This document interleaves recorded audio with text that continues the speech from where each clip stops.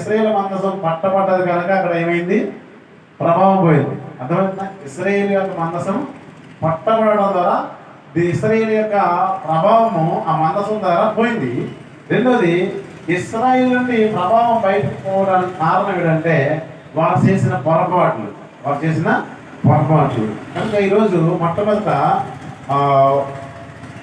కార్యాలకు వచ్చి ఎందుకు వాళ్ళ ప్రభావం అలా పోయింది, వాళ్ళు ఏం చేయడం ద్వారా ఇశ్రాయేలు మనసు పట్టబడ్డది, వారు ఎందుకు చేత వాళ్ళ యొక్క ప్రభావం పోగొట్టుకోవడం కారకులు అవ్వారు, ఈరోజు మన స్నేహ సంఘాల్లో ప్రభావం పోవడం గల కారణం ఏంటో ఒకసారి తెలుసుకుందాం.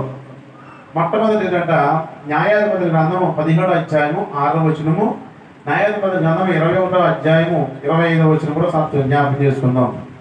న్యాయాధిపతుల గ్రంథము 17వ అధ్యాయము 6వ వచనం. ఆ దినములలో ఇశ్రాయేలుకు రాజు లేడు,